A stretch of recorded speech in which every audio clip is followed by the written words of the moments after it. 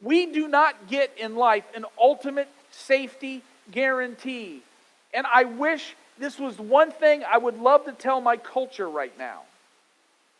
Because somehow in the last 8 months, safety has become an idol.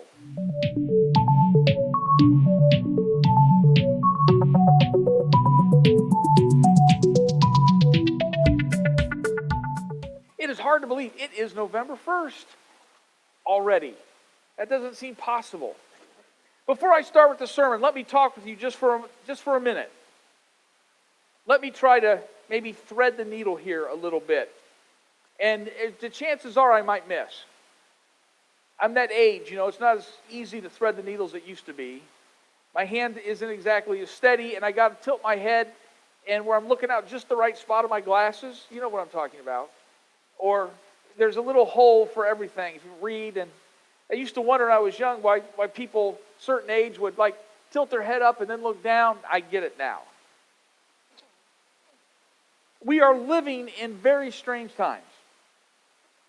And in a sense, we are living through these times with a complete and total absence of leadership. Let me tell you what I mean. Nationally, every bit of news is seized on to be used for political purposes. Every shred of news. Every side is doing this. All right, can we at least agree that every side is doing this? At the state level, we live in this weird place where we have leaders who say, do as I say, but please ignore what I do, because I personally have zero intention of living what I'm decreeing all of you do from above. And that fails at the very first day of class in any leadership seminar. And of course, our media is highlighting and sensationalizing every shred of everything they can to make you respond and to make you fearful so that you will have to keep tuning in. I just want you to know that you are being played. We all are. Now, there's reason to be cautious. And there's reason to be careful. Some people more reason than others. I get it. We get it. Yes, yes, yes. However, man, the level of fear and anxiety is way outsized where it probably should be. And it's affecting every area of life. It's affecting families. It's affecting relationships. It's affecting communities. It's affecting churches. We must not ever let it. Especially among people who carry the word resurrection front and center. Can I tell you, I don't like the fact that there's any pandemic, whether it be a flu or COVID or anything else, but I can also tell you, and I'm pretty certain about this, there are more important things in life than that. And I think we've forgotten it. So, in the next couple weeks, I'm going to challenge you, please be confident. Be bold. Be full of grace. Love everyone. Everyone. Carry your mask. It's important for some people. Don't get mad at people if they're on the opposite side as you. Preserve relationships. Now to the sermon. Or someone said this morning, your second sermon. Okay, I get it. I love this psalm, Psalm 121. It's a tough sermon-making psalm. The psalm is so simple. It's so elegant. So let me try to do this psalm justice. What I should have done, I need to have 5 Bibles up here because I would like to combine elements from the King James and the NIV and the NRSV to get my perfect expression of Psalm 121. But that would be kind of messy. So this is out of the NIV. I wish, I'll read it like it says. Maybe I'll change a couple words when I like it a little better. I lift up my eyes to the hills. I just like the rhythm of that. Where does my help come from? My help comes from the Lord, the maker of heaven and earth. He will not let your foot slip. In fact, he who watches over you will not slumber. Indeed, he who watches over Israel will neither slumber nor sleep. The Lord watches over you. The Lord is your shade at your right hand. The sun will not harm you by day, nor the moon by night. The Lord will keep you from all harm. He will watch over your life. The Lord will watch over your coming and going, both now and forevermore. That's always been a favorite. Just a couple things. The first thing I think this psalm affirms to us is God is the source of our strength. It starts off with, I lift up my eyes to the hills. Specifically, these hills. Probably the resolution isn't the best, but these are the Judean hills in Israel. Not many trees on, they're kind of dry. Why would he lift up his eyes to the hills? And we forget that at the highest of these hills is where Jerusalem stands. And at the highest of point there is the temple. Was the temple. And the temple was not just where they went to church. It wasn't just a place they went to once a week like any place else. To a Jew at that time, the temple was literally where God lived. And so when you lift up your eyes to the hills, you're just not looking at the nice high points of land. You're actually looking for God. Before there was the temple, that was the threshing floor where David bought it from Araunah the Jebusite as he offered a sacrifice to hopefully stop the plague on the land. Before that, it was where Abraham took Isaac for the near sacrifice. The temple, Abraham and Isaac, David's threshing floor, those are all the same site. 3 stories, one place. And when the psalmist says, I lift up my eyes to the hills, that's where he's looking. Life sometimes gets messy. Sometimes everything and everyone around us gets difficult. And we've been living in that difficult time in the last 8 months. What if our lives are not determined by the messiness that goes on around us? What do we do when things fall apart? And the thing is, things will always at some point kind of fall apart. What do we do when nothing's going right? I hope it's not just we lift up our eyes to the hills, we lift up our eyes and look for God's presence even in the midst of the messiness. See, if my source of joy, if my source of satisfaction, if my level of happiness is contingent upon what other people do, we'll always be disappointed. And listen how often you hear this in a week. You'll hear people say, well, if my sister just understood, if my kids would just learn, if my boss would just do this, then I would be happy, I would have this. And what we've suddenly done is we've given everybody else control over to our level of living through a week. You cannot control what other people do. If I look for circumstances, I'll be happy if this goes right, my checkbook has this amount of money in it, this happens, if I drive this kind of car. If we look for circumstances, we'll end up being frustrated as well because circumstances tend to come and go with time. Look at this year. I bet some of you had, when it comes to September, we're going to go to California or we're going to go to Florida.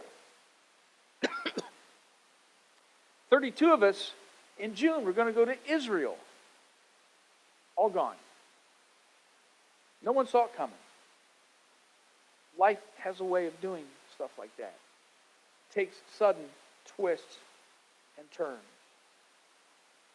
In times when everything goes wrong, we need to stop. We need to look for God, even in the midst of the trial. God is not only our source of strength. The second thing the psalmist says here is, He is our slip preventer. That was the same thing we heard last week in Psalm 73. Here in Psalm 121, He will not let your foot slip. He who watches over you will not slumber. Well, that's an interesting promise. If that's the case, then how come so many people slip? If my grandchild's with me, I won't let the grandchild slip. I want to keep my hand around their arm. But sometimes, even they slip. And usually because they decide they don't want to have grandma or grandpa hang on to their arm. They're going to do their own thing. We learned this lesson. When Adam was 2, we were at the Kansas State Fair.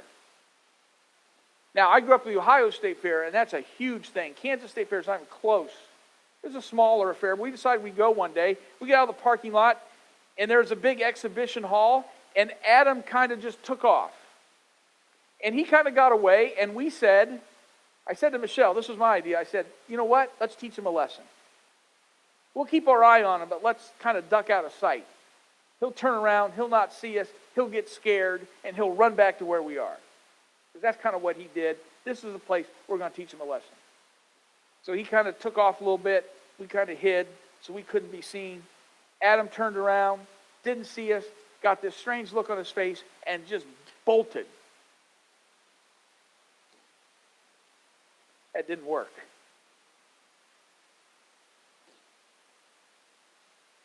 When the psalmist says he will not let your foot slip, I think that's true. But the problem with us is we're an awful lot like our 2-year-old grandchildren and children. We've gotten ourselves outside of God's ability to hold us back and to protect us. Part of the process is we need to stay in relationship. We know what we should do, but we choose another route. Most of the time when we think about people doing something wrong, we think about some act that we do. That we just all of a sudden wake up one day and decide to do something wrong. I think most people, that's not what happens with their lives. They decide not to do something they know to be right. God says go left, and we say, no. I want to go right. And unlike a 2-year-old, God will not force us to stay close. You ever been in a crowd, maybe at a mall? You ever seen one of these parents that has their kids on a leash? Harness? Their kid's like a schnauzer.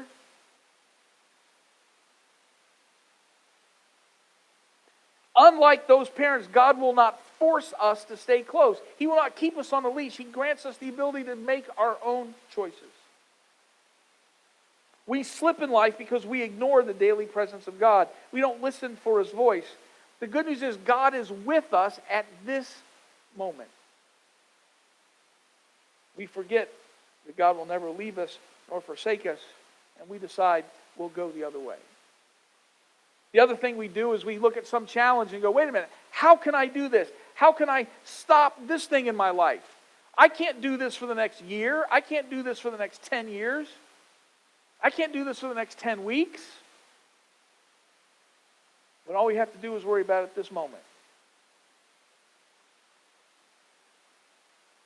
This was just the illustration I came up with. And while I will say this with a great amount of joy, my mind went back to when the Boston Red Sox finally beat the New York Yankees. There was a history. Front runner. There are people... Red Sox never, ever, ever beat the Yankees. And this one year they were down 3-0. And yes, everybody was depressed. The Yankees are going to win again. I don't even like the Red Sox. But when you're playing the Yankees, you're my new favorite team. And so they're playing. And they asked one of their stars, I think it was Kevin Millar, they said, how on earth are you going to beat the Yankees 4 games in a row? And he said, we don't have to do that. All we have to do is win today. And the next day he answered the same way. And the next day he answered the same way. And for the first time, pretty soon, they won 4 in a row and won that series. We spend too much time worrying about way off in the future when all we have to do is look for the Lord's presence in this moment. Right now. So God's our slip preventer. The other thing is our protector. There's an interesting phrase here. It says, the Lord watches over you. The Lord is your shade at your right hand. The sun will not harm you by day, nor the moon by night. The question I have is, who on earth fears the sun and the moon? Well, in the summer, I fear the sun. I'm one of those skin people. Half hour in the sun, I got to go to the hospital. I was a teenager, I'd be the kid, always have a shirt on at the pool. I'd go, look at that nice, modest young man. No, that wasn't it. I didn't want to be in pain later that day. This is strange language. Who fears the sun and the moon? I think there are echoes here in a story that we miss because we're so far separated. I think it's important to read the Psalms as the original people would have read them. The sun, just to their south, is the nation of Egypt. Powerful. They worship the sun god, Ra. On the others to the east was the mighty Babylonian Empire, who worshipped the moon god. This is not just a statement of fearing, it's fearing the people that stood behind the sun and the moon. These powerful looming presences that were bigger, more powerful, more wealthy than they were. I think the message here is something else. Do not fear their power. Do not seek after their wealth. Do not chase after their power. Do not fear their gods. And yet we continue to fear so much. We fear a lot. We fear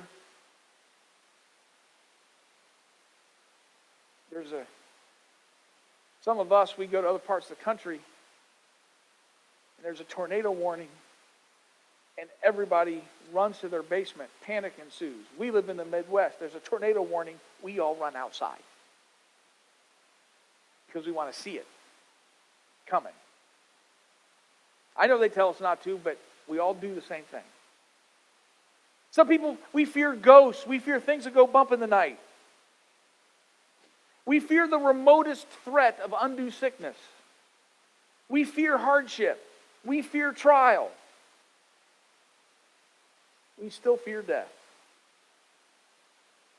The author is saying, when I fear these things, I lift up my eyes to the hills. I look for God. Because we're resurrection people.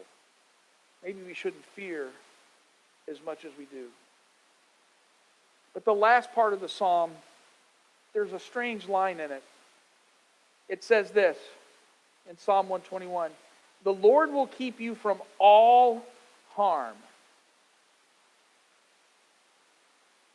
Really? Is that a guarantee? Imagine if all you had to do to be sure you were never sick a day is to come to church on Sunday morning. Just go to a building with a cross on it. It would be packed. Absolutely packed. It would just be like a quick transactional insurance arrangement. I struggle with this part of the psalm because I don't think God protects us from every bad thing. In fact, I know He doesn't. I walked into a classroom Monday night. Another prof was teaching it, and I walked in, and the prof's arm was out here, and he had one of those.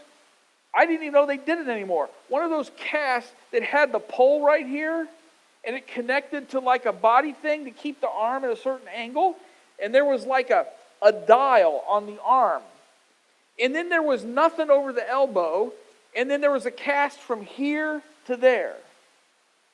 2 different casts and a contraption. And I said, "What on earth did you do?" And he went, I fell off my ladder. I went for the step, didn't get the step, my foot went through, pretty soon just knew I was falling, and I hit. He goes, "I suppose I'm lucky that I landed on my side. No broken ribs, I'm kind of bruised up, my head never hit, but my arm is broken in 2 different places.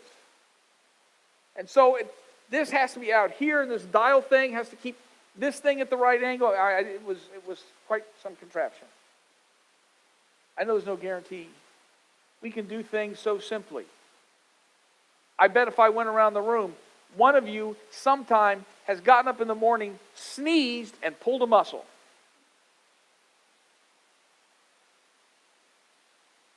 Have been walking across your yard and just stepped on a little, maybe gopher hole or something oddly and twisted your ankle. There's all kind of weird things that have happened. I was at high school once, and I took German, and I was there's only like 12 of us that took German. Everybody else was taking French and Spanish, and it was our turn to put German stuff in the big plate glass trophy case, in front of the school. And so the principal came out, and he's got the key, and Mr. Stewart came out, he undid it, and he slid the door open, and I was standing there, and all of a sudden, someone looked like above me and gave a shout, and I looked up, and that whole plate glass was falling out. And I put my hand up and dove out of the way. And it just shattered into a zillion pieces that made the loudest, those hallways at high school echo. And he came running out. What did you guys do? We said, nothing. It just fell on us. And so he goes, well, clean it up, I guess. And so all of a sudden we're cleaning up, we're walking around. And all of a sudden he looked down, he goes, Doug, what's going on with you? I go, what do you mean? I looked down. There was a little pool of blood underneath me, and there was a trail every place I'd walk. And I guess when I put my hand up, that glass had broken, and I'd been sliced right here across the hand. Boom. But one of those glass cuts, you don't even feel it. There's no guarantee we're safe from every harm.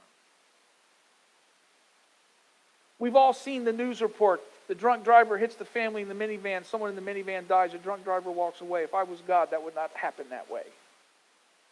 I don't think there's a guarantee. If I went to the old King James Version, I think it had this interesting thing. It says, the Lord will protect you from all evil is the word that's used. That puts a little twist on it. See, harm happens. Difficulties arise. Sicknesses arise. We do not get in life an ultimate safety guarantee. And I wish this was one thing I would love to tell my culture right now. Because somehow in the last 8 months, safety has become an idol. Listen to radio commercials. Listen to television commercials. Look at how often the word safety is used. It's starting to raise my blood pressure every time I hear it.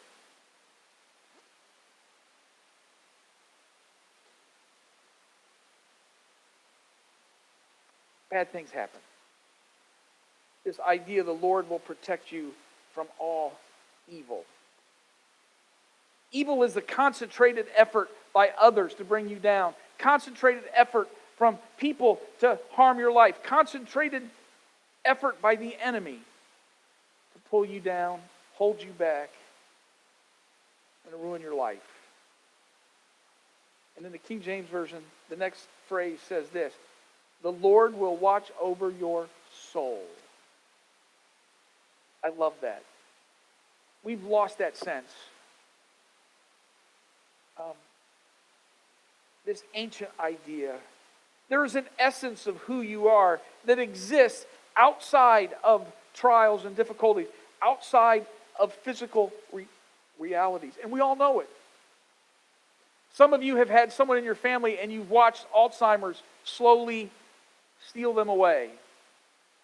And it gets to be the end of life, and maybe you're 5 years in, and that person passes away, and someone says, how you doing? And you've heard this line, well, we lost Dad years ago. Even though he just died yesterday, you've heard them say, we lost Dad. There is an essence. In modern thought, we overemphasize the body. We're back to the Greek world of 2,000 years ago, and we think it's new, and it's not. We overemphasize looks. We overemphasize health. We overemphasize a host of other things. We'll go past, you'll go to the grocery store, you'll read a magazine, keep your beach body through the winter. I don't know what a beach body is.